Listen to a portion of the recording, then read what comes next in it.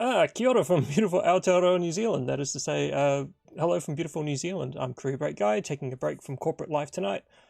Hello to Sam in the chat. Thank you for taking a break with me.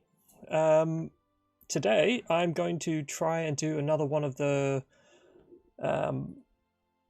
pick up and plays.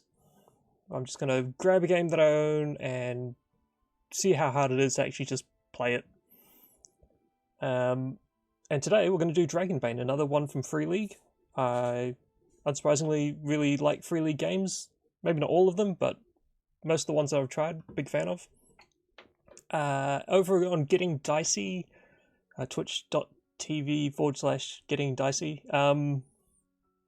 they are doing a campaign of this at the moment.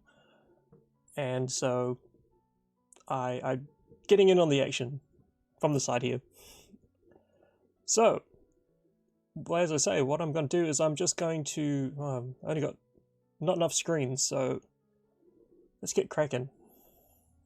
So first of all, you need a character. I'm using Foundry VTT, but you can do this on a bit of paper and a pen. So I'm just going to pull up a character sheet and make a character. So this is the rulebook. And so step one, I just love this art. Step one, it's got this handy dandy little cheat sheet. So first of all, choose or roll your kin. Alright, so kin is what you would call races in other games. So I'll just roll a d12, I'll let this go to random. Human, easy. So I can actually scroll down and see what humans are. There we are, don't we look great? Little description, and everyone has a skill or an ability. The humans one is adaptive, where I can change what skill I'm rolling on. When I pulled that over, that should have just pulled in. But, if you're doing this on a pen and paper, you'll just write that. Give them a name. Lothar. Sounds great. You are now Lothar. More screens, absolutely. That is the big problem with being a gamer. I used to have more than one, now not so much, and I'm suffering for it. Alright, so we've got a kin. We've got an innate ability, which is adaptive. No, I don't want to use it. I just want to look at it. So when rolling a skill, you can choose to roll using another skill of your choice, as long as you can justify it to the GM. Considering I am the GM in a solo game, should be easy to justify. Just quickly before we... No, you know what? I'll make the character and then I'll talk about the gameplay itself. So, profession. Here's an... Of course, I'm going to do a solo thing where I'm an artisan. So this is the craftspeople. They have a key attribute, skills that they have abilities on, and a heroic ability, which they actually get to choose. And they've got some gear as well, which I'll get to pick out of. So, one of the cool things about Dragonbane is, as much as they have these archetypes or professions, and this person's an artisan, you can, over time, build them whichever way you like. So, yes, he starts out and he's some kind of blacksmith, carpenter, or tanner. I wonder which one I'll choose. He might end out to be a spellcaster, as he levels up, although likely will die well before then. So let's see, what we will do is, with our skills, choose Master Blacksmith, Master Carpenter, or Master Tanner. These are listed as items in here, but again, you'll just write them down. If you were doing this... There we go. If you're doing this on a bit of paper, blacksmith, carpenter, or tanner, I reckon he is a... Maybe he's a tanner. That could explain part of why he's going out. He's trying to find new skins that he'll be able to work with. Maybe he's got a special order, and I guess we'll find out as the game goes along. So back to the introduction. Picked a kin. Got the innate ability of adaptive. Got a profession. Now rolling age. He is too young. Which means, if I remember exactly where this goes, background age is young. So you can see that already adds a couple of points onto his constitution and agility. Just means he doesn't get as many skills as if he was a little bit older. We've got the name, roll your attributes. So the way this is done is you roll 4d6 and you drop the worst one, and each time you roll you just need to pick one of the attributes and you pop it in there. So for the artisan, strength is kind of expected to be the key one. So let's see how we start rolling. Oh, and once you've put on all of them, you can swap 2 of them. So let's try and get some rolls. 10. 10 is not great. So let's say we'll put that as his willpower. 11, maybe his we'll put his agility to 11, keeping in mind that he's got +1 there. A 12 sounds like a constitution thing, so because we've got +1 we'll put that to 13. I'm kind of hoping for a high roll. There we go. 16. We'll put that into his strength. So we need 2 more rolls for his stats. Wow, 8. You know what? Maybe he's not the brightest spark. And final roll for his... Oh gosh, and he's also really not pleasant. So I guess here's the thing. And the way I've actually put out the stats works for me. Like, he's hardworking. He can be a bit prone to not think things through, and he's really not good with people, but he's burly. Maybe that's it. He was an apprentice, worked his way through, got a bit better. Not so agile, but he's strong, and he can keep working hard, so that's got him through the life of being a tanner so far. So attributes, derived ratings, so these are things like the hit points, willpower points, and other bits and pieces. We'll actually go over to those, derived ratings. So because he's human, his movement is 10, this is what you would write on your character sheet if you weren't doing it on Foundry, but Foundry does a lot of this. And very quickly, thank you to Free League for sending me this VTT. I do own the game, I own the PDF and the box set, and some of the other bits and pieces, and I might have just ordered the bestiary. Anyway, but I didn't own the VTTs, and Free League very kindly sent that to me. I do need higher rolls. But you know what? He'll make it work. That's part of the fun. So damage bonus is based on your strength. Strength 16, so he gets plus d4. That's already gone in, but you would otherwise put that in your character sheet. Hit points is equal to your constitution, which is 13. That's already been done, as you can see. And willpower points, which is used for magic and special abilities, is equal to your willpower. And that's already been put in for him. So then, derived ratings, trained skills. So, starting skill levels. In addition to your base chance, you start out with a number of trained skills, 8, 10 or 12 depending on your age. So he only had 8 because he's just a young'un. Maybe recently trying to strike out after an apprenticeship. So at the start of the game, you level in a trained skill equal to twice the base chance. And so we'll go to his skills over here. And you can see which ones are his trained skills, because they're the ones that have been conveniently highlighted in bold. So I get to choose 8 of those to double. 1, 2, 3, 4, 5, 6, 7, 8. Well, that's convenient. So 6 of them must be my trained skills, but 2 I can choose. So I think, let's say... Actually, I'm just going to look very quickly at what... So we might get a light warhammer, which is a hammer. Hand axe, which is an axe. Maybe I'm going to roll his gear now, just to get an idea of what he's good at. Let's just copy the stuff across. Cavity tools, torch, rope, flint and tinder, D8 field rations, so he's got, 8 rations, and D8 silver, 7 silver.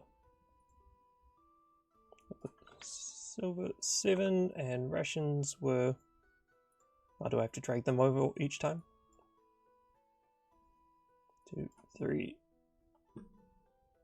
nope, that was wrong.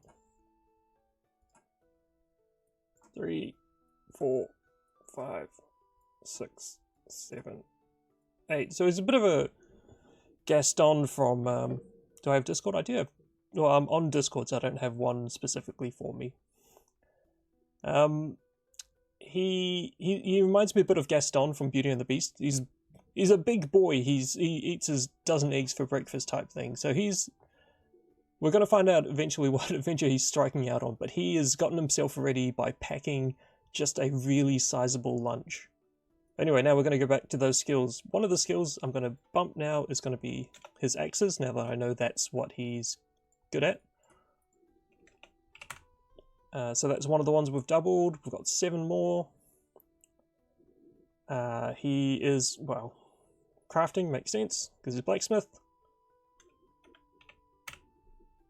He spot hidden because he is good at seeing where things need to, checking on his workmanship. So it's 3 so far. As I say, he's a big boy, and he's probably, a bit of a, we'll say hammers, because you know what, that's the big chunky thing. 1, 2, 3, 4, 5. I've got to do one more from these skills, and then 1, 2, 3, 4, 5. Yeah, one more of these. Let's say knives, and I can do 2 more from anywhere else. Now let's see, let's do hunting and fishing, maybe. Likes to get out and about. And he's not great at it, but he is trying to get better at bartering. He's watched how his old master, whose name is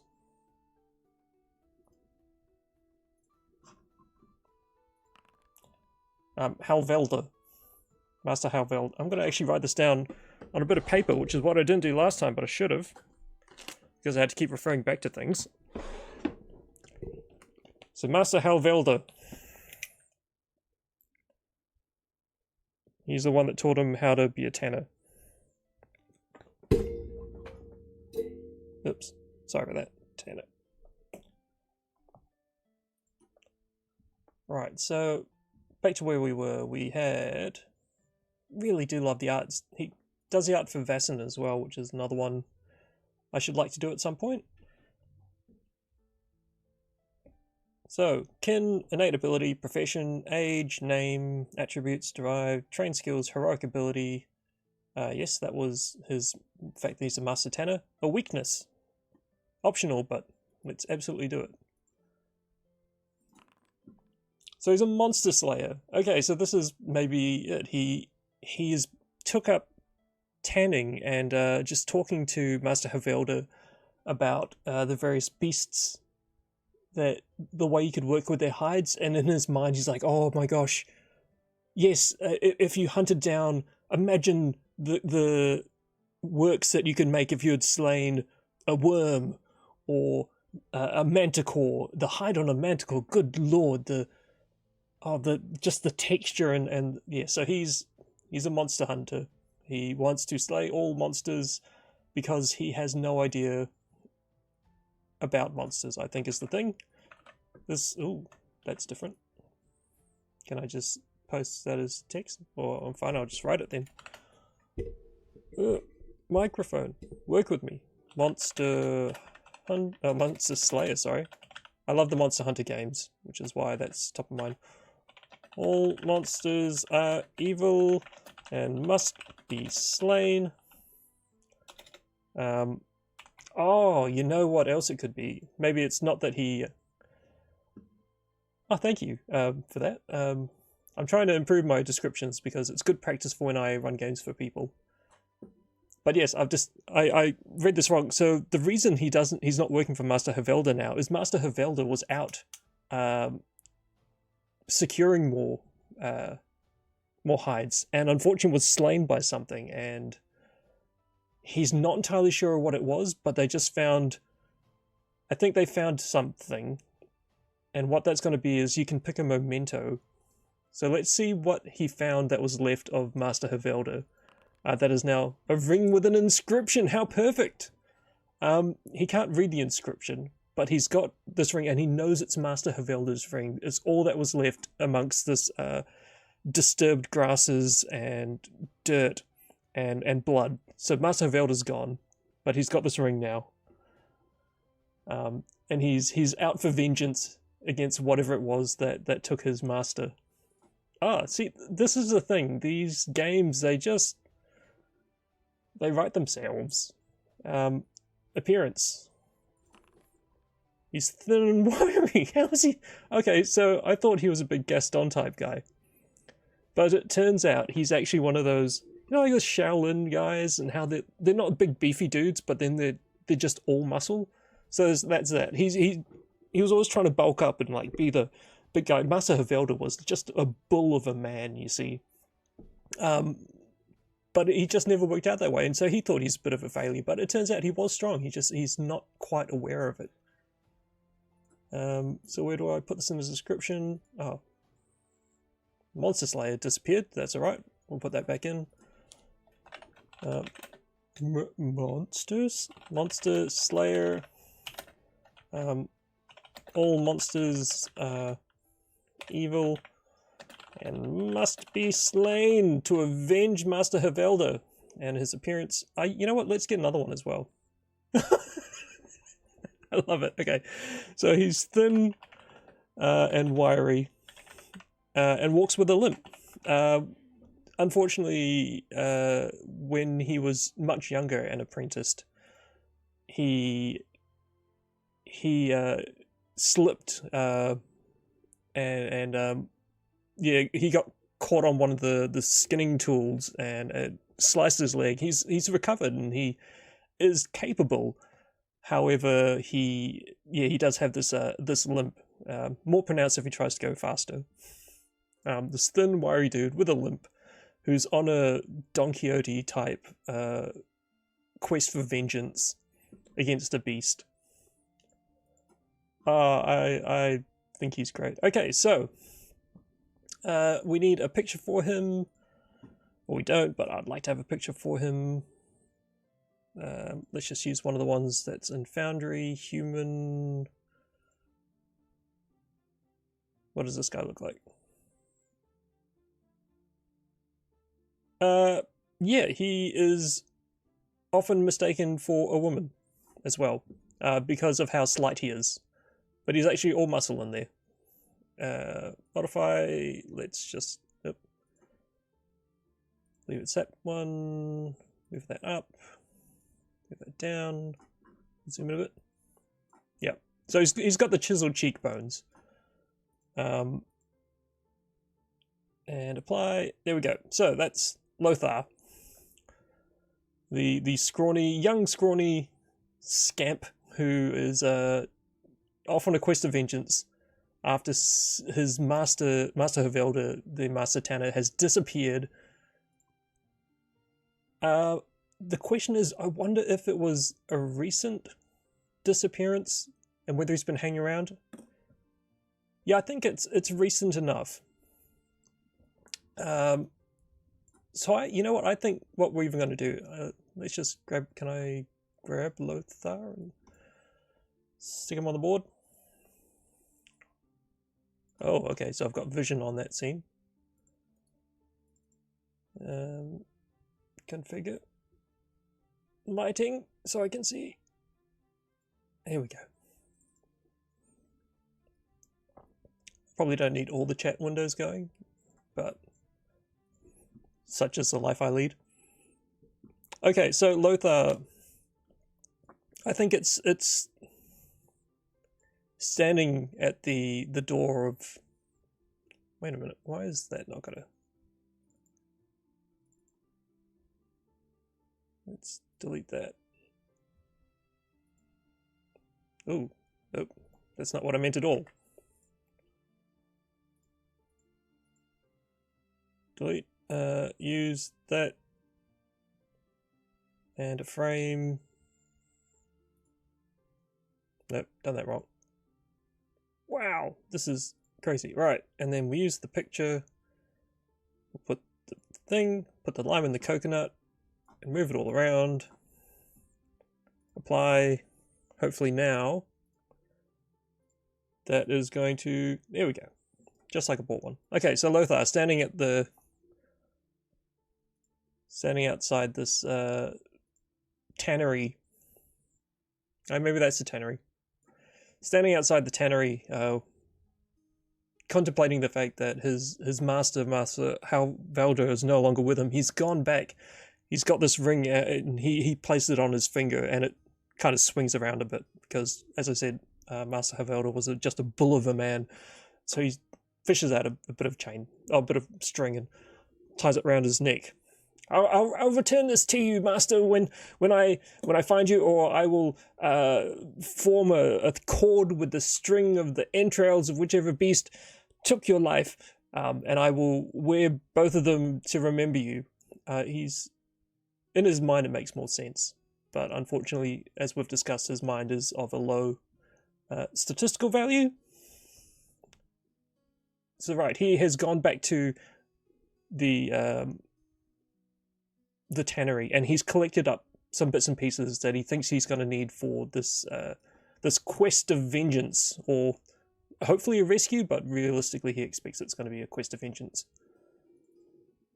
And those things that he picked up, this young artisan who's decided now to be a monster slayer, is he picked up his carpentry tools?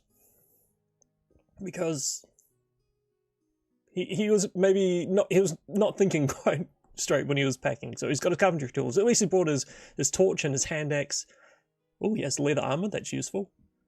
A handful of silver, flint and tinder, rope, and he packed some food, and then he packed more food, and he packed more food, because actually when you think about it, these rations could also be things like water or some kind of drink. So in case it is, he's not sure where Master Valder is, if he is still alive at all. But when he finds him, if he finds him and he's alive, he might be hungry. So he's going to need this. Alright, so now here's the thing. We've got a character, and that was not too bad. And weirdly enough, just rolling up the character, a plot has made itself clear. But now we're actually going to have to start trying to follow this plot. So I think, first of all, what he's going to do, he's going to go back out to where the last signs of Master Velda were. The bloodied patch with the ring. And I'm going to try and roll up some details. Now this game is full of, it just comes packed full of these different tables. And I am going to... I collated some of them, and I've got one called the Adventure Site Generator. I'm going to roll this, and I'm going to see if there's some parts of this that I want to keep. I'm not going to be absolutely... No, that's not the one I wanted. I just wanted... Is it the full location roll? So that's the thing. You could roll these tables. It's like roll a d12 a half a dozen times, and you could get this whole adventure. So this one said, hey, the way is dangerous, the traps when set. There is a winding staircase down into the darkness, and dwarves and jeering harpies. There's a curse that must be lifted. Oh my god, you know what? This might actually end up being the story. So, as the DM, or the Game Master, I know that this is what is going to happen. But for poor Lothar, he is potentially going to be in for a big surprise. I can already see it playing out. You know, the harpies are the ones who they work for this powerful Minotaur the Devastator, and they've captured this person. Oh, anyway. So let's try this full location roll. Is that the one I was looking for? Okay, so I'm going to use part of this. So this site was down by the river. And it's not too far from a glowworm cave. So it's actually quite a nice spot. And he goes down and he's going to try and look around to try and find some clues. He used to like coming to this area because, you know, the glowworms were so calming, and as much as, you know, you could, standing on the riverbanks, you could look up and you can see the stars twinkling at night.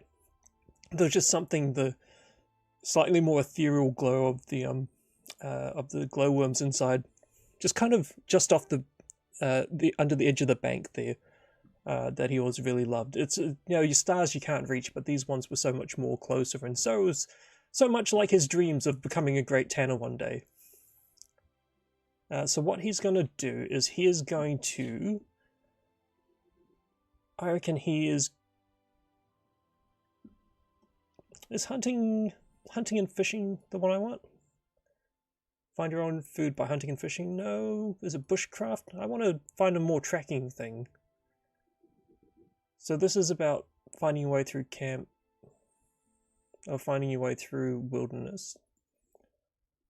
Awareness? Not really looking for people sneaking up on me. Maybe a spot hidden, just to try and get some more clues out of the area. That seems fair. Right, let's roll a spot hidden.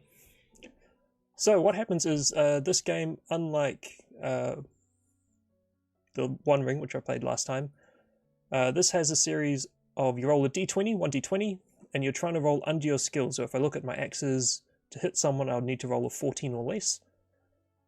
You can have a boon, which is where you roll more than 1d20 and you pick the highest. Bane is the opposite. You roll additional dice, but you take the lowest. It's really cool that all your stats are right there. You don't need to worry about, like, oh, is this a difficult or an easy task? Your stats are just there, so it makes it really conducive to solo play. Yes, it's one of the ones that it's not the Year Zero engine that so many Free League games are. So anyway, I'm going to roll this. I'm not going to add a boon. I'm not going to add a bane. Just going to hope for an 8 or less. So, as I say, you got to roll under. This is a 1. This is what's known as a dragon. I've seen that on the dice. That is the best it can be. So not only has he done it, he has done it with some kind of aplomb. You can have special things happen when you roll a 1. And let me just see if I can find out about Dragon. You know what?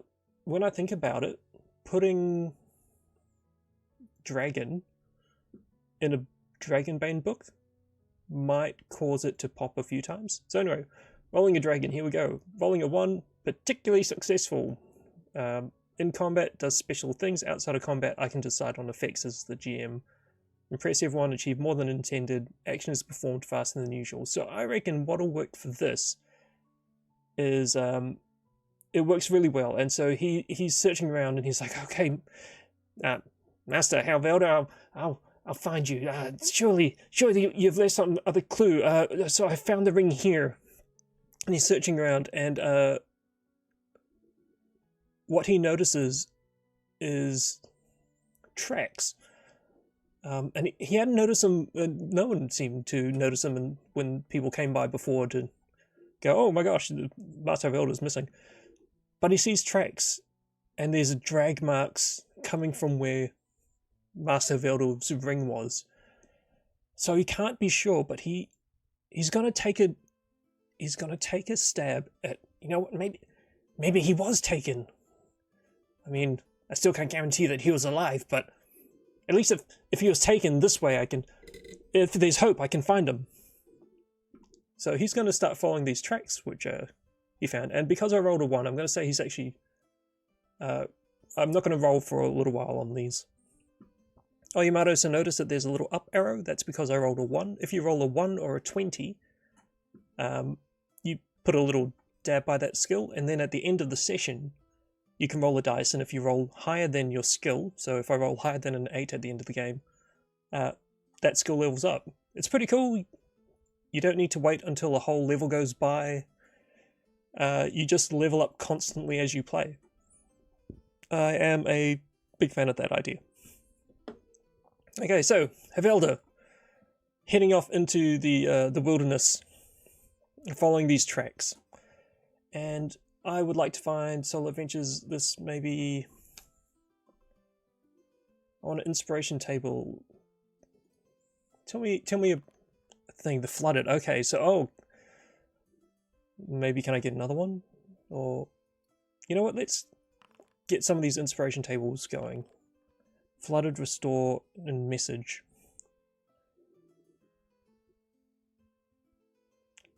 So what I think it is the tracks are actually leading up to an old dam that there used to be a bit further up. Sorry, not dam. The old water wheel that used to be further up the river. It hasn't been in operation for a while. There's been talk about actually getting it fixed up, but these tracks are leading back that way, and it's a lot of people forget about it because it's been out of commission for a while. This area's been known to be a bit dangerous. Often, you know, people are warned not to go out in that area because there's been beasts, and they've never been quite sure what it was, but they certainly hadn't encroached this far into the village. So if it is the same things that have been harassing around this water wheel, you know, what's caused them to come this far into town? I'm just going to write down that there's a water wheel where the tracks lead.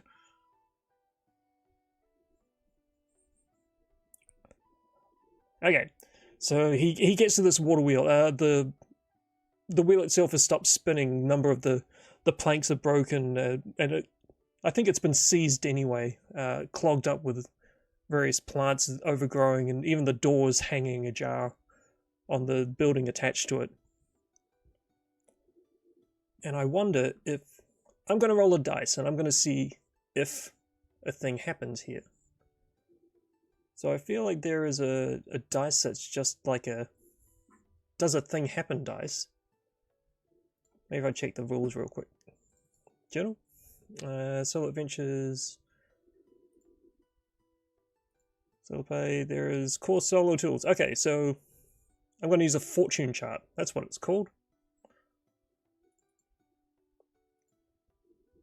So what I'm going to say is I'm going to ask a question, and I'm going to ask the question of, is there something at this water wheel? And fortune chart, what do you say? Extreme yes. Okay, so there is definitely something here, which I'm going to say is related because it's an extreme yes. So I think what he's going to do, I'm going to do a couple of rolls. First of all, he's not trying to be stealthy, he's just trying to follow these tracks, but I'm going to roll an awareness to see if he notices that there's something here. Yep, so no idea. You can see here there's options of you can push, which means you choose a condition, which is roleplay prompt, and then you get to re-roll. Also, when you take a condition, let's say I chose exhausted, so I could push this. I'd click that, and all of a sudden, any roll that I did that was strength-based, such as crafting, would be at a bane, so I'd have to roll the 2d20 and pick the lowest. What I forgot is that as a solo play character, there are a couple of heroic abilities that I'm meant to start with. So I'm just going to grab those real quick, and I don't even mind that I'm doing that. Solo Adventures, Army of One, and Soul Survivor.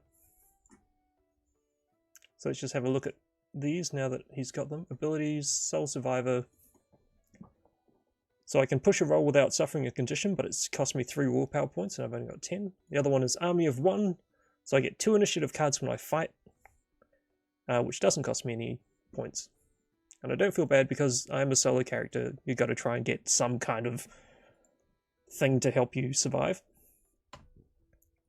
Right, so the question is though, what is here? Is fortune... Is that have I got it? Roll the table? Should I put the fortune? No, okay. Fortune table. Is it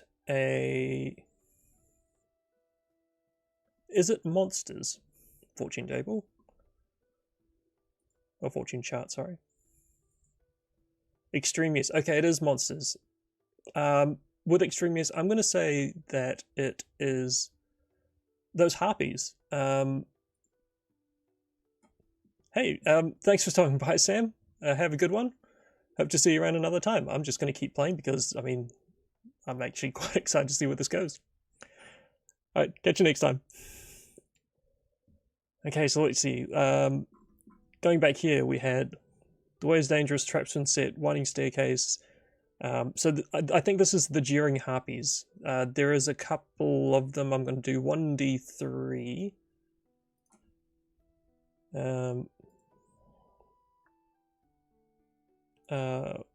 Roll 1d3, is that how I do it? Okay, so there's 3 harpies here. And if I go and find the harpy... Harpy? Oh, that's so cool. Okay, well I'm going to drag out 3 harpies. And these are currently, you know, one is in a tree, one is, one is drinking some water, and then I think one is doing something in the bushes. This is not the scene anymore, this is now down by a river. Bruh! Hey Moj, how's it going? I'm playing Dragonbane because I can. I'll give you a quick recap, I'm not sure how much you saw. But I rolled up a random character. I have Lothar the Artisan. He's a tanner. He looks like he's just a scrawny little thing, often mistaken for a woman with how slight he is, but no, he's not. His teacher, Master Havelda, has disappeared. All there was his master's ring lying in a disturbed patch of ground with some blood around it. So he has taken it upon himself to either find out... Cave to Dragonbane, pretty sure I did. So he's here to find out whether, you know, his master is alive or dead, and either way he is going to slay these monsters because he thinks that they've slain his master, and he's just stumbled upon 3 harpies at an old abandoned watermill. It's amazing how, I don't know if you noticed this when you rolled your character, because if anyone watches this other than Moji, Moji is in the Getting Dicey game that I mentioned earlier. They play at 8 AM GMT, I believe it is, so 8 PM in New Zealand, but 8 AM in UK if you're using that as your benchmark, on Tuesday morning UK, Tuesday evening New Zealand time. Anyway, so I'm not sure if you noticed this when you were making your character Moj, but like the whole story just kind of tells itself when you do it. So this story has been based upon just rolling the character. Anyway, these 3 harpies, let's see if the harpies notice poor little Havelda. They don't have a thing, so I'm just going to say that they will do it on a 10 or less. 1d20. 3. Yep, okay, so they absolutely notice him. So he was following this path through the undergrowth leading towards the water wheel, which he knew was up there, but he was just making sure that the path was going this way. And he's got his hand axe. He's just hacking away at branches and not really thinking about the fact that he is potentially chasing monsters. As such, the monsters absolutely know that he is there, and we're going to end out doing some combat as they take to the air.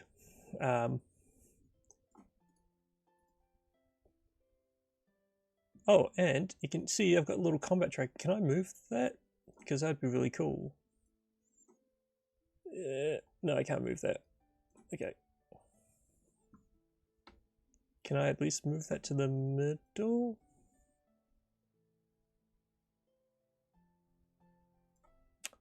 I really want that in the middle. Hold on. Manage modules.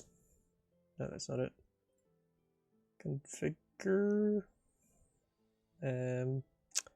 Combat carousel. To connect there was something where you can put it in the middle on top hover. Anyway, let's just start the combat. Begin combat. So the first harpy. It is going to... Harpies fight together, and monster attacks are performed by several harpies as a group. These attacks still only use up the turn in the round for one harpy. Once half the flock have been killed, the rest will flee. Okay, that's good to know. 12 points per harpy. So I guess the first one is just going to come in and... Is that the initiative tracker? That is the initiative tracker. What have you got? Little... Foundry A? Not Foundry, Roll20?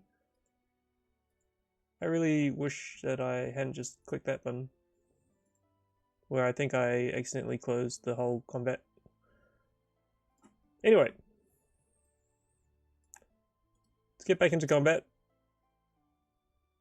Begin combat. Except I will say that... going to change your initiative. Oh, yeah, we'll swap initiative with Lothar. There we go. So now it's right. That's where we were.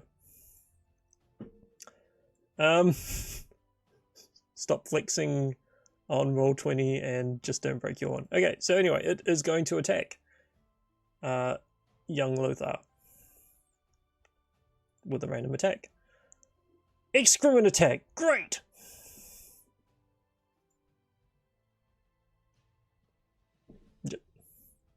Of course. You know what? If the first thing that happens is an excrement attack, I feel like I am just a getting dicey offshoot. So anyway, the harpies open their cloaca and mouths and release a rain of vomit and excrement on poor Lothar. Poor guy. Everyone within 10 meters chooses a condition. This attack can be parried with a shield. Well, Lothar has no shield. What Lothar has is a splash zone issue. A flock of birds have just pooped on my character, and the condition is he's going to be, you know what? He's angry. He just got pooped on. That's not cool. And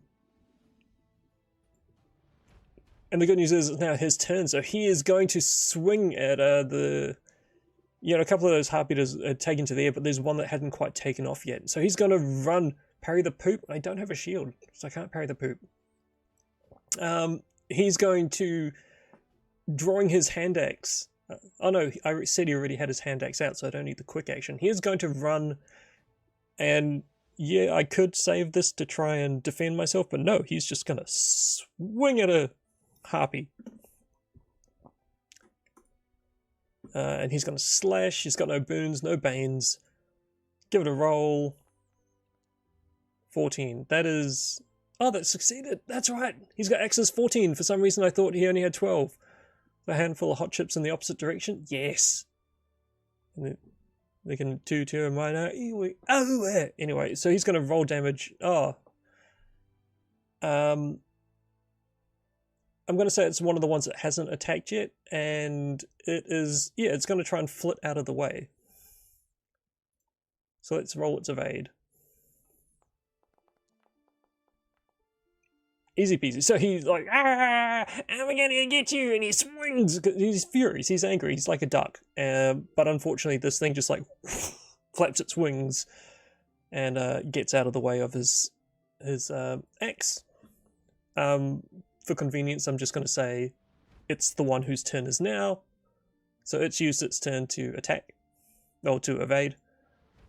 Because I should mention to anyone that wants to watch this at a later time and doesn't know how this works, in Dragonbane you get one action per initiative round, and you can use that to attack or to evade. So, first harpy attacked, Lothar attacked, the second harpy had used its turn to evade, so it doesn't get anything, but now the final harpy is going to, it flaps its wings like a duck, like looking at the eyes of a duck and drinking all of the liquids out of its beak. This second one is going to, third one, sorry, is going to attack with a random attack. And this time,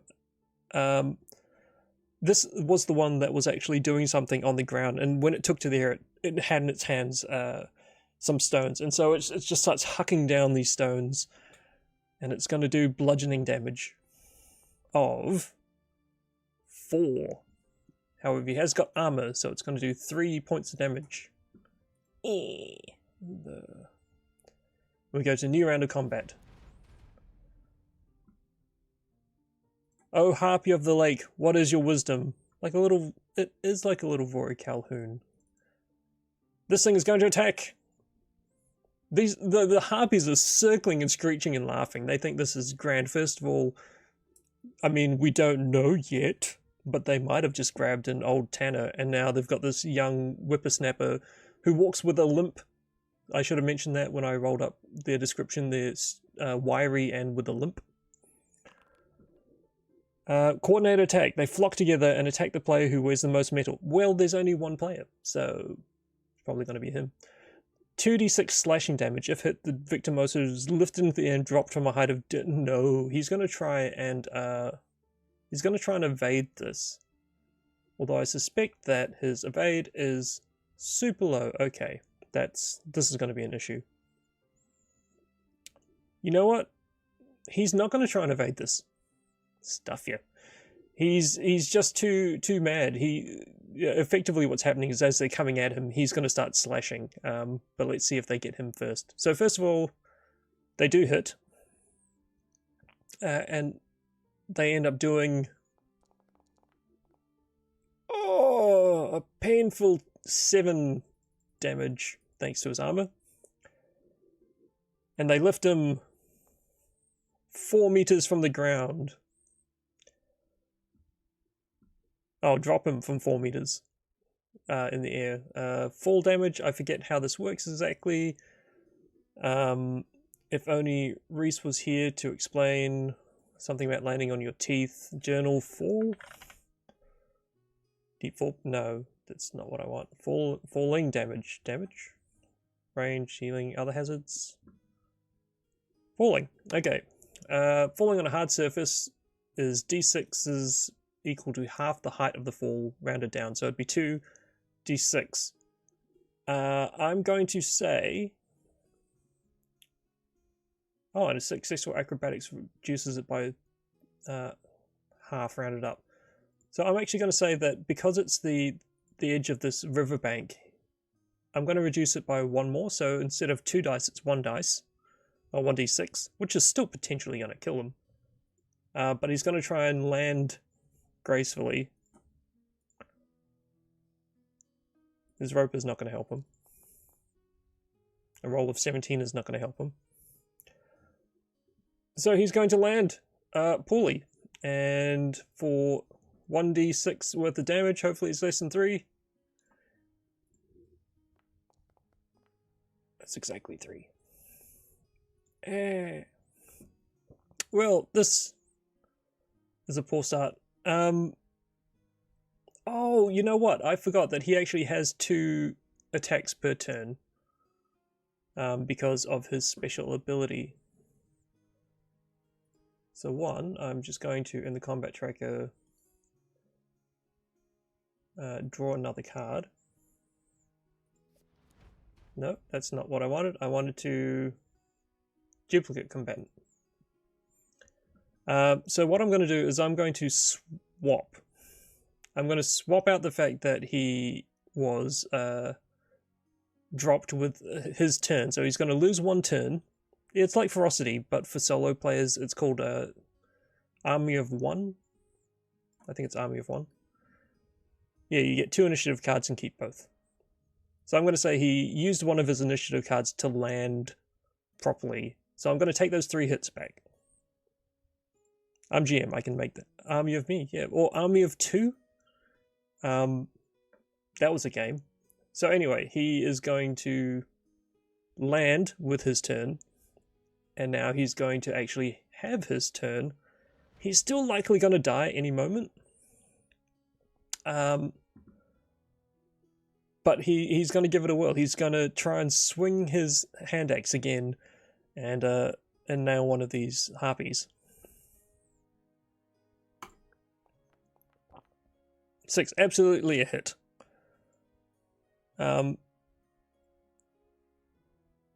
And shall we go 1, 1, 2, 3, 4, 5, 6? See which one it is, because if it's one of the ones, if it's the one that already went, then it won't get to dodge. But it's not, it's this one at the end, which is going to try and dodge. Evade.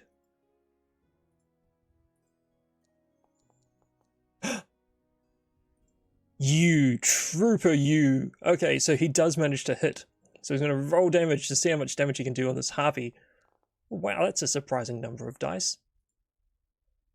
Also, the harpy only has 12 health and has no armor. And so this harpy, becomes dead. My gosh. That's really... Harpies explode like a pinata of feathers and flesh. It is. So as he's falling, he lands, and then this other harpy swoops in because it thinks that, you know, normally when they drop them, they get stunned and whatnot. But he does this sweet roll and comes around with his axe, and unfortunately the harpy's momentum is too great, and as it flaps its wings forward to try and arrest its flight and get out of the way, he's already swinging with his axe, just catches one of the wings, spins the harpy, slams it into the ground, where he follows it up with just like the back of the hammer, the back of the hand axe, and finishes the harpy. It is nice. I'm going to do a fortune table. It says once half the harpies are killed, the rest will flee. I'm going to see whether that counted as half the harpies. So I had a thing where I can roll a dice called the... No, you know what? Do it over here. Fortune table. Right, so the question is, do the harpies flee after seeing that last one just disintegrate? No. Okay, well that's awkward. It would have been nice if they had. But instead what we have is more combat. So this... oh, that was his turn, sorry. So now we're up to the harpy who's not the dead harpy. This harpy. I killed the wrong harpy. Anyway.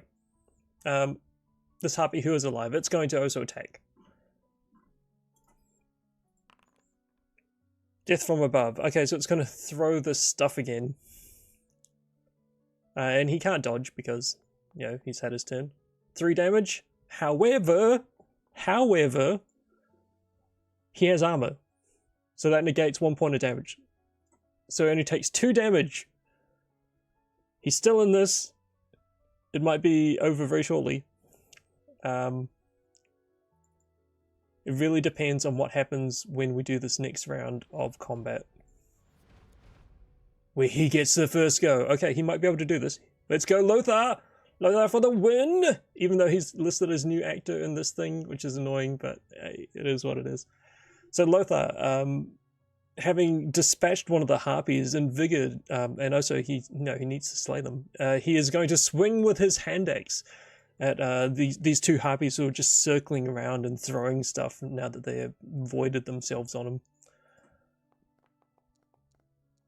4 will hit. 1, 2, 3, 4. 1, 2, it's this next one. So this next one is going to try and dodge. Evade. Flap. 17 fails. That was so lucky because it looked like it was going to be a 7.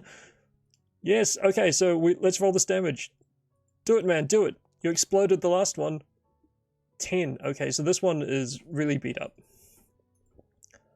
And again, I'm going to ask the dice, is it going to fly away? Because effectively it's half the...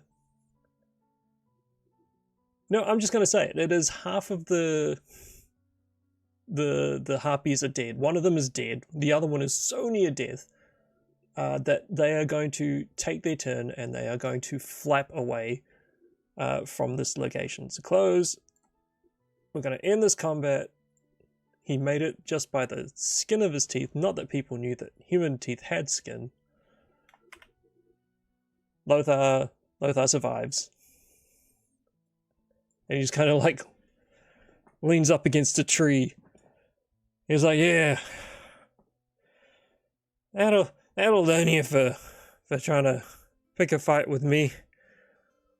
Whew. Okay, man, go Lothar. Now that he's here, he is going to actually...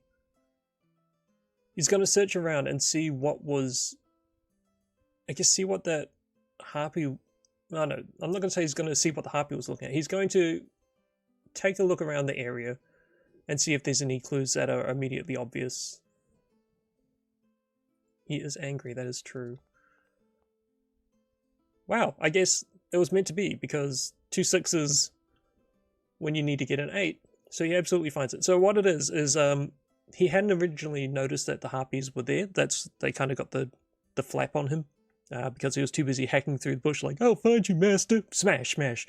And the harpies flew up. But I had said that one of the harpies was at the water's edge drinking, one was up in the tree just waiting, and then one was doing something in the grass. And I think something is there in the grass.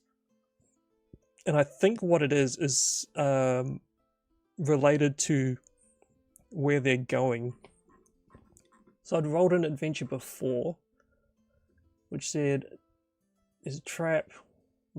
The trap has been set, which, let's say that was the harpies that he found. It's a winding stairway leading down into darkness, but also unexpected guests in the form of dwarves and enduring harpies. So I reckon it's something to do with this winding staircase going down that he's found. Dragonbane is brutal.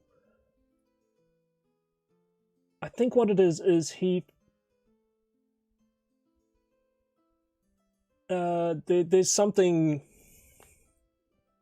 Oh, maybe... Oh. So, as much as covered in excrement, so what he finds there, it's just like a bit of a rabbit or something. Some kind of small game that the harpy was eating. But what he is... Oh no, actually even better. It's another piece of his master's apron. Or piece of his master's apron. So it's like, okay, these harpies, this part of my master's apron, these things must be related. They must have been the ones that took him. And he's like, he goes down to wash off the bile and excrement off himself in the river, which is so bracingly cold, but at the same time feels amazing. On the wounds is just like, but then the body numbs up a bit and the cleansing water. But as he's washing out all this bits and pieces, what he notices is some undigested plant matter. And some of that plant matter is from a very specific plant that's known... Yeah, I know, it's really nasty, but then Dragonbane is brutal. So some of the plant matter is from a plant, and it's only found in a certain part of the nearby mountains or foothills of the mountains. And he knows this. People have talked about it. They call it... What do they call it? Can I get an inspiration here? Roll table inspiration attribute. Let's roll some of these. Got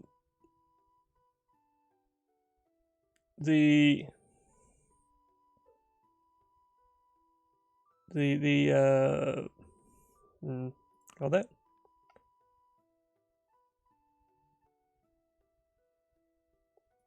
We'll just call it the Bumblebud. Bumblebud would work. Sorry, I accidentally closed that there. So no, I think what we're going to call it is the brain rot plant, because it kind of is.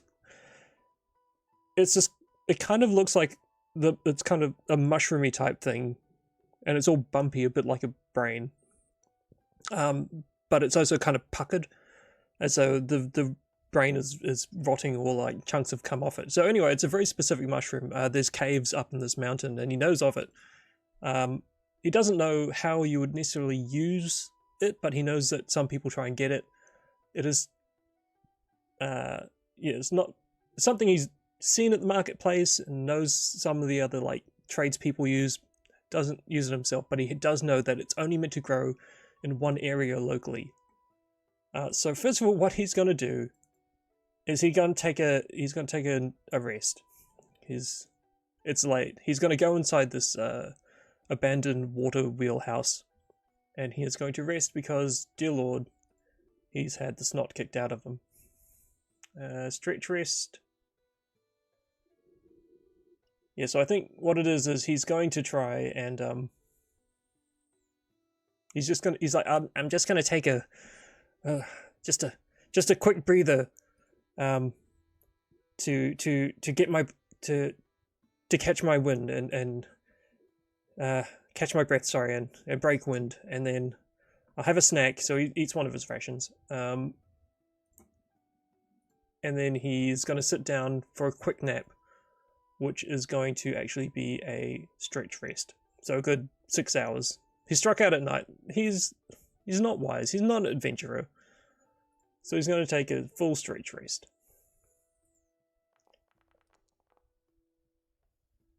And returns 4 hit points and 1 condition, which is angry. So he wakes in the morning. No birds are starting to chirp. It's the dawn is breaking. He's like, no, I overslept. Oh, that's right. I was trying to get into these foothills to find where the brain rot grows. Because these harpies, they must have that's the only kind of clue I've got to go on. So he's going to go travel that way. Shall we get him to do a travel roll? Surely there's... Go on, let's do a travel. Adventures, traveling? Nope, journeys. So I'm going to say it's 1 shift to travel out there. So he has got to be the Pathfinder as well. So he is going to roll his bushcraft. This is going to end well, I can see.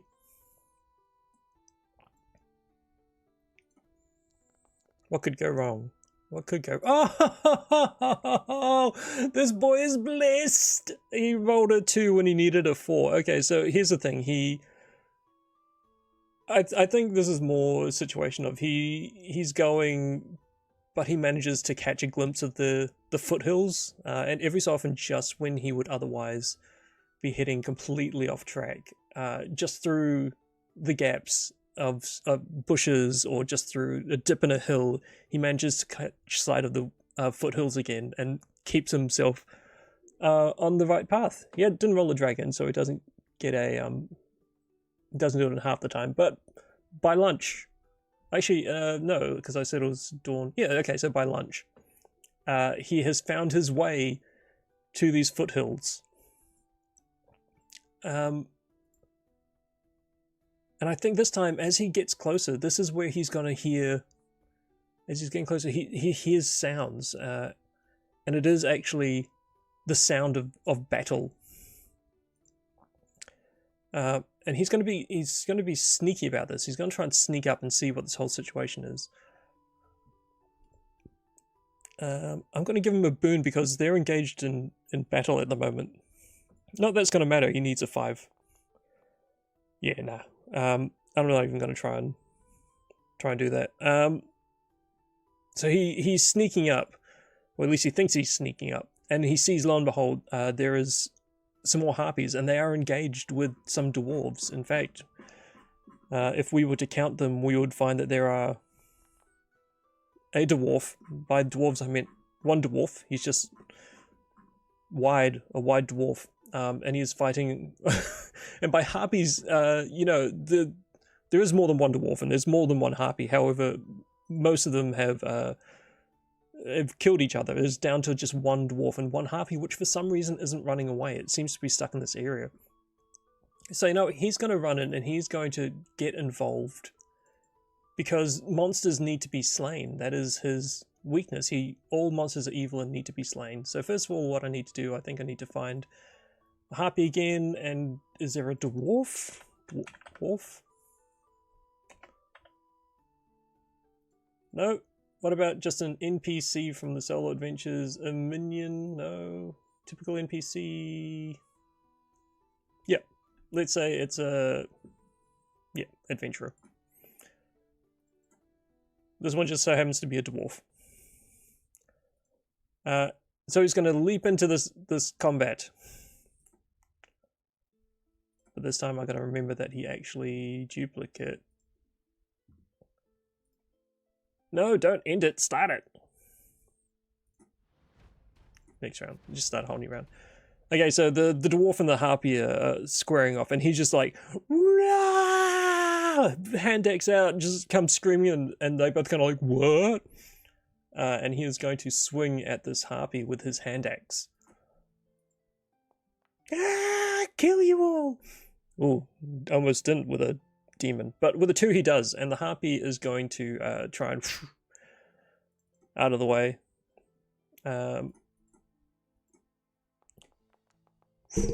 Yep, easy. So he comes screaming in and just kind of, it does that thing again where it just like flaps its wing, just shoots straight up over his head, skids over in the grass, tumbles into a rock. The harpy kind of like sights him and doesn't, and then looks back at the dwarf, just as Lothar leaps again with his hand axe, pushes himself off this rocks, brings the hand axe swing over his head, and I'm going to push the roll, but I'm also going to use my Soul Survivor feat. When adventuring, I can push a roll without suffering a condition, so I'm going to push. Doesn't really matter which one I push, so I'm just going to say disheartened. Do I have to click that? Yes, I want to use that. And push the roll. Now I can take that off. 12, so 12 will hit. Ha ha! And it can't dodge this time, so let's just roll up this damage. 11. And you know what? It's been fighting this dwarf. The dwarf, no, you know what? It's more fun. Let's have the dwarf get a shot in as well.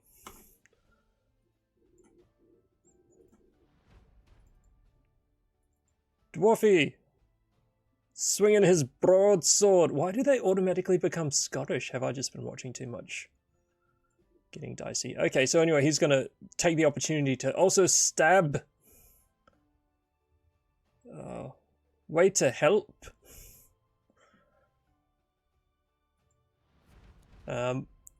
Lothar, though, I'm not going to have the harpy dodge this time. It's still kind of nursing its wounds, and so lo and behold, the dwarf swings the harpy, like, it's just not even where the dwarf is. This guy's been fighting for a little bit, so a bit more tired, but it has, its attention is momentarily taken by the dwarf, which is just enough for Lothar to catch it between the shoulders with his hand axe and just again drag it to the ground and slam it into a rock. Ending combat. And the dwarf is like, who are you? I mean, thank you for your help, but where did you come from? He's like, well, my name is Lothar, and I'm searching for my master, Master Halverde. He's the tanner from the local town. Sorry, I didn't catch your name. And the reason for that is because I haven't given him one yet. Let's close that. Journal entries. Quickly! A dwarf name. Dragonbane rules. Your player can... Dwarf... Name of... Erd! My name is Erd! I do not know this... but what's... Okay, someone's going to be Bumblebud, don't worry. I do not know this Master Halverde of which you speak. I am here to on a mission. I'm actually searching out a foul minotaur called the Devastator. And Lothar's like, I don't know anything about that. I just got pooped on by some harpies before, and they had part of my master's apron, and then it was brain rot. It only grows in this area, so I thought I'd follow here because perhaps this is where they're based. And Nerd goes, well, these foul creatures seem to be working for Devastator.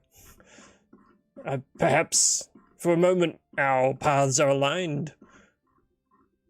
And Lothar's like, I mean, I suppose so. I guess I have to admit, I'm not too worried about a Minotaur. I just want my Master Halveda back. He goes, "Ah, yes, well, if your Martha is alive, we'll get him free, but to do so, we'll probably have to kill Devastator. I have no idea why he would want your master, though." And Lothar goes, "Well, now that I think about it, if he's a foul Minotaur, then perhaps it's my duty to assist you in ending his foul Minotauring." But in the back of his mind, he's also like, imagine the hide on that thing. I could make such a coat. Okay, well, Erd, it looks like for now, we travel together. But if it's all the same with you, just, whew, and he holds up a hand, and he takes a deep breath. And by deep breath, I mean he is going to take a round rest and recover those 3 willpower points. He goes, "Okay. Whew, I'm sorry, I've been traveling all morning to get here. And I ran straight into combat. So, I just needed a little rest, but I'm good now. So, shall we continue, Erd?" And you know what? Let's give Erd a better picture. Dwarf. There we go. There's Erd. And we'll delete that. We'll give him that picture. Put that one there. Zoom in on his cheerful face. And the fact that you can't see that is not actually a broadsword. Apply. Erd. Sweet. Alright then, Master Lothar, shall we go? And then we can, as they say amongst my people, we can kick this donkey in the nards. And they head off. They head off down this, into the mountain. And lo and behold, they do come across a cave. And there is signs of harpy guano, shall we say? He goes, "Look, lad! This must be where the foul beasts sleep. Or at least, this is large enough that a Minotaur could get in. Perhaps this is his lair." He goes, "Okay, well, you seem to know what you're doing as far as Minotaurs go. So I'm just going to take your lead, okay?" And they together they head down into the gloom. Erd, is it okay if I light a torch, because, well, it's very dark and I can't really see very well. And it's like, yes, I suppose, and it'll help us. Some things fear the fire. He goes, oh, great then. So he cracks a torch. He's like, "I'll carry this." And you seem to be quite adept with the old broadsword there. I know you didn't hit anything before, but I only saw you take one attempt at it, and I have been known to miss in the past also. So I'm not going to hold it against you. And he goes, "That's wise, lad. You best not. I've been adventuring since before you were born." He's like, "Oh, but didn't know you knew how old I was." Anyway, so they're going to carry on down into this tunnel. Deeper into the mountain. It's almost like a natural stairwell heading down. And eventually the path does open, and ahead of them they hear noises. Let's get some inspiration from some of these roll tables, shall we? We're going to roll all the inspiration tables just to see if there's something that I like in there. And I'm going to also roll the... Oh, did I roll the adventures, full location roll? Is that the one? Let's roll that. Oh, okay, so what happens is, well, that's useful. So it goes down into the cave, and lo and behold, it opens up. And part of the noise that they can hear is water dripping from this range of stalagmites across the ceiling. Oh, and you know what's cool? Glowworms. Let's just tie that back to the glowworms that he saw down by the riverbed. that he used to love. So anyway, there's glowworms up in this cave, and the water is dripping into a large underground lake. And inside the underground lake is an island. It is like, put out the torch, you idiot. And he's like, oh, I'm sorry. Yeah, stalactites, mea culpa, from the top. So it's water dripping from these stalactites. So he snuffs out the torch. And there is actually torchlight on this island. And lo and behold, they can see the form of a hulking minotaur. I really hope I've actually got a minotaur and that's not actually a hulking minotaur.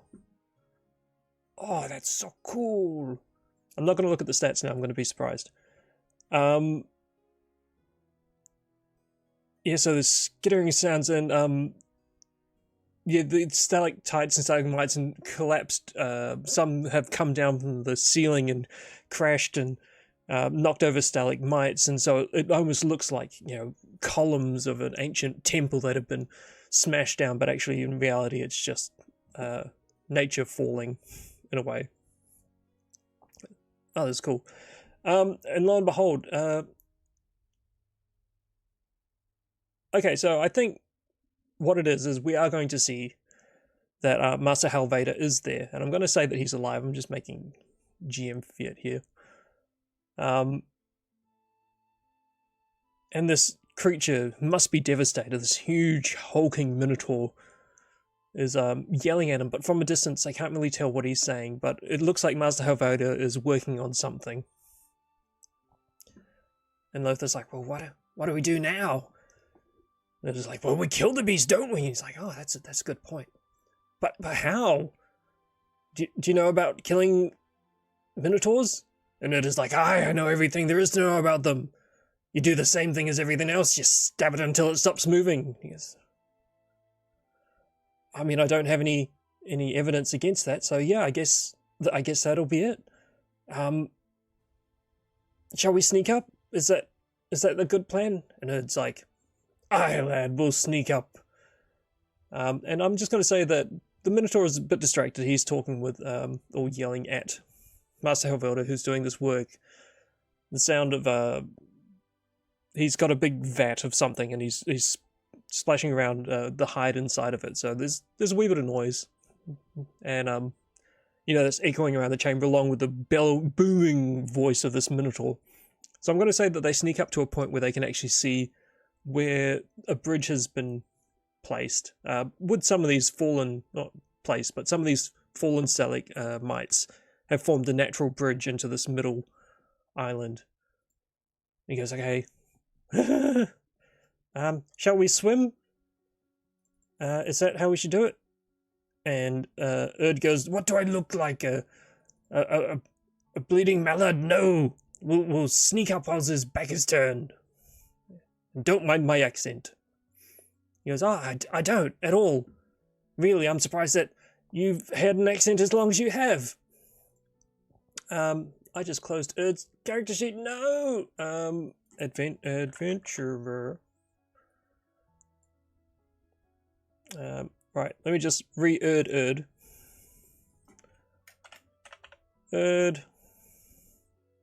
Erd image of dwarf. Like, there's only one dwarf. Delete that. Add that. Put that up. Put that there. Erd. Apply. Great. Erd.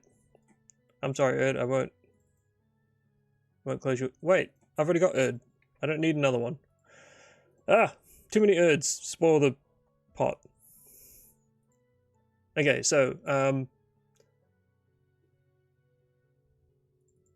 young Lothar, whose character sheet is open, which is why it's not going to do it, he's like, okay, well, I better start sneaking.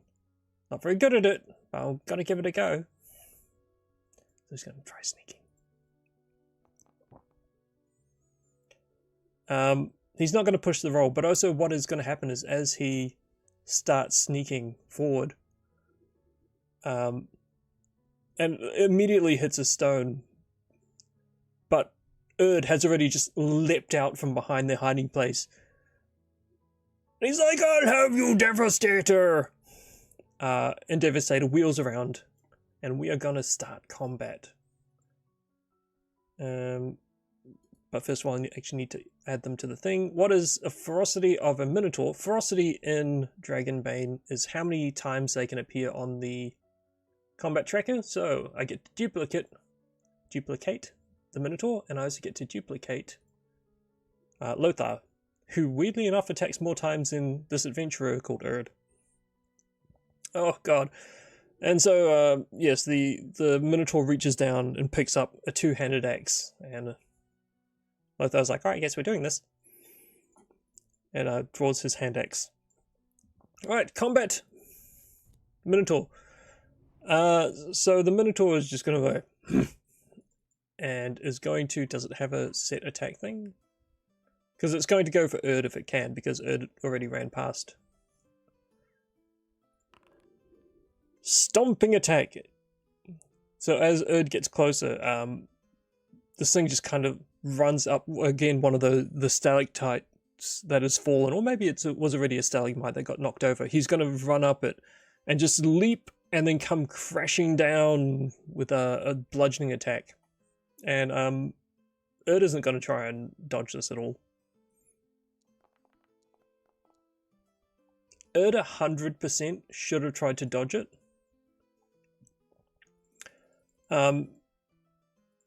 Oh, 15, but he started later. So he is like, I will have you, beast! And he runs in, and this Minotaur just like leaps surprisingly nimbly and just comes stomping down on his head and just catches him and catches his face and drives it into the ground, and his body just kind of flips up behind him. Erd's body. And the Minotaur stops and looks, and Erd is down. And Lothar's like, oh no. I can help! So he's going to run in and he's going to try and swing in his hand axe at this gargantuan beast. That is a hit.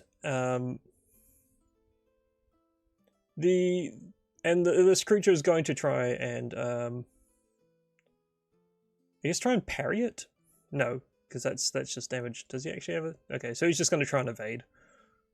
Well, unless I can click that. Dodge or parry. Yeah, so it tries to step out of the way, but unfortunately it... Dramaturgy, it does. So it tries to step out of the way, but it actually slips on Erd. It wasn't quite as stable as it was.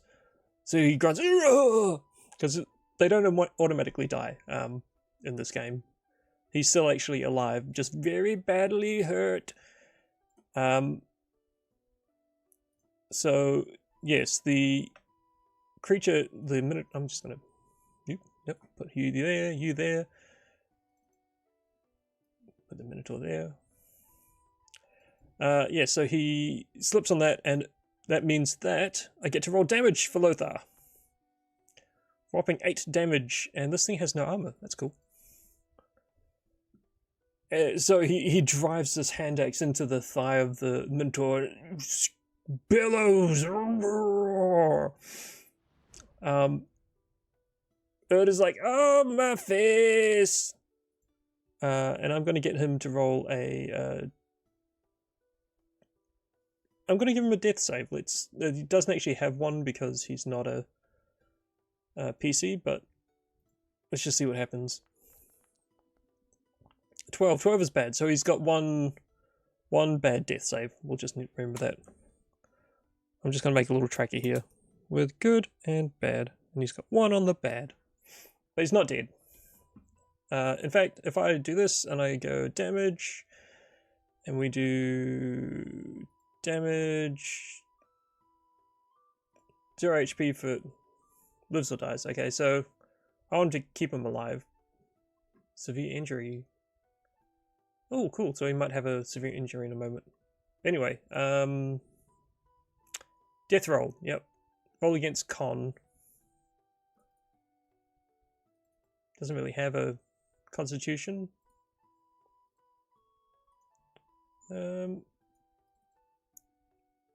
know what? I'm going to say that actually probably does have 12 constitution. So I'm going to say that was a plus. GM feared again. 2 more damage to the Minotaur? I thought that was already 8. Got so many little screens here going now. Yep, so it took 8. And now that was his turn. The Minotaur dodged, so he doesn't have a turn, which means it's back to Lothar, who's going to press the advantage and try and strike it one more time.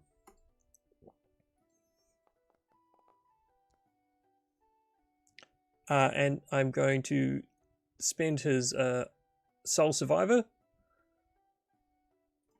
so that he can re-roll without getting a condition. I'm just going to put his Charisma in the meantime. I'll take that off again. 14, this time it succeeds. So again, he swings the hand axe, and this time catching it in the side for a mighty 12 damage. My gosh, he's actually doing really well. There is a hope. Briefly. But now it's the Minotaur's turn, and it turns to face Lothar, who, upon reflection, only has 5 health left.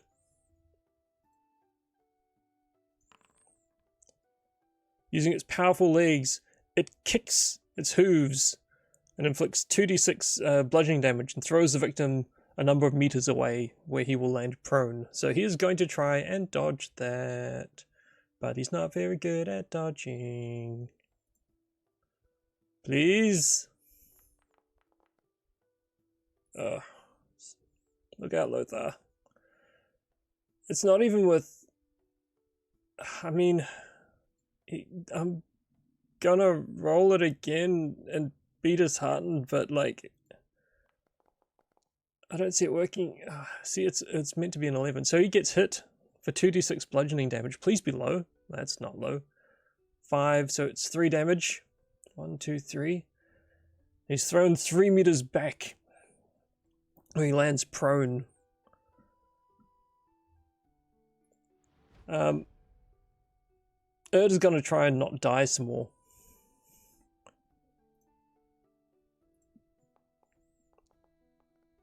$16? I don't think he's got 16, so that's a bad one. So he's got one save, 1 fail. The Minotaur again. I'm going to GM Fiat. The Minotaur turns to Erd, who's just trying to grab at his ankles, and he's just going to like shake him off into the water. So it's going to be bad news for Erd shortly, but for the moment, I'm giving I'm giving Lothar a pass because he's the hero. Erd is in the water. Lothar is quite beaten up. He used 1 attack to try and dodge. He's got his 2nd attack, so he's going to try and take advantage of the fact that the beast Devastator is distracted, and he's going to try and chop at him. Son. Of all the times to get that, that's pretty good. So what he's going to do is he's going to double the damage that he does as this thing is kicked off Erd. So it kind of... Erd is just grabbing at his leg, and it just kind of flicks him off with disdain. And it expects that Lothar is also out of this fight. So it's not even paying attention. And it turns... After flicking Erd into the water, it turns back just in time to see Lothar, similar to the Minotaur at the beginning of the battle, running and leaping off a stalactite that's fallen, hand axe two-handed above his head, last of his strength, face battered, and just brings the hand axe down across the face of this Minotaur.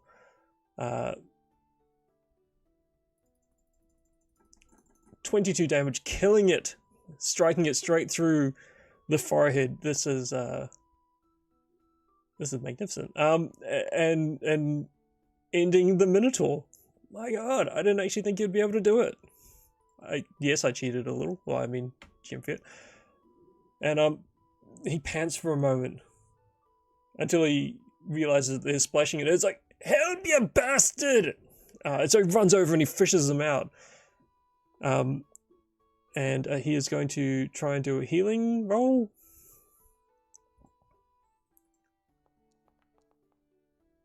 He's like, I'm sorry, I don't know how to help you.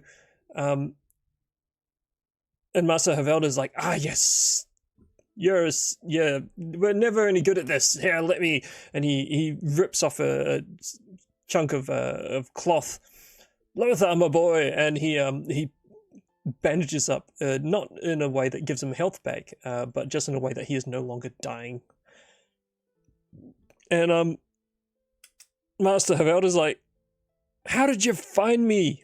And Lothar's like, I followed the harpies and the trail, and I've got your ring, and then I met this dwarf, and he was after the Minotaur, and then we got down here, and how did you get here? And Master Halvalda is going to explain about how he was out fishing at night because he wanted to catch eels. And lo and behold, he was a flapping, and he turned, and there was harpies, and they grabbed him, and there was a scuffle, and they dragged him away. But he kept fighting it, so they couldn't really fly. It was just dragging for most of it. Eels. And eventually, though, he did get they grabbed him, and they flew him away, and some other ones were left. And he got brought down here, and this Minotaur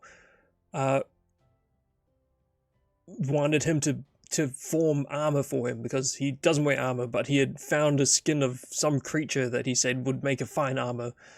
And so he was trying to get him to do that.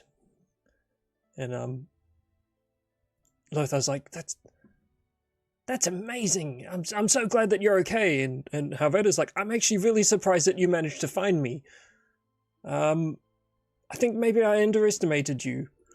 In fact, I know I did. We should go, and it's like, I would love to see a doctor if you could. He goes, oh yes, we've got some in the village. Well, we'll get you back there. It's a bit of a trick, but I'm sure we can do it as a team. And Lothar's like, first though, I have a promise I had to make that I made. And so he is going to harvest the Minotaur. And I'm not going to go into a great deal of this, so I'm just going to flash forward to several months later, where anyone who went to the tannery, they found not only Master Halvalda hard at work, but also his assistant now, who still had a limp, but also had a magnificent long cloak and armor styled from a Minotaur, and his helmet now has Minotaur horns on it. And their friend Erd, who has found work in the town at the local brewery, because stereotypes. Serving looks, that's right. So there we go. That is how difficult or not it is to end this combat. Yeah, that's how difficult or not it is to just pick up the rules for Dragonbane and roll a character and play an adventure. So if you're ever sitting there and you're like, I just want to play, and I don't have a table full of people or a game organized, but I've got a couple of hours, do it. I enjoyed myself. I will keep doing this with other game systems. As I said, I've got a few different ones that I want to try, but also, as much as the wonderful people at Free League sent me this VTT, they have also sent me a review copy of the Moria book for the One Ring. So as much as I paid the One Ring last time, there's solo rules for taking a company of dwarves through Moria. how could I not want to play that? It's just, the book is amazing. They sent me the book, and even though there's an argument that I should be saving for a heat pump, I have gone out and I've ordered the book as well. It's as big as the rule book. It's like 230 pages. And the Lord of the One Ring books are just some of the nicest ones that Free League put out. And they called it a mine, but the drums. So anyway, thank you, Moji, for coming by. Thank you. There's another viewer. Sam popped by earlier. Anyone that watches us on YouTube or on Twitch, don't forget to take a break. You deserve it. I've enjoyed myself. Hopefully you enjoy some of this as well. And I certainly hope that I will see you again next time. So take care. Ka kite.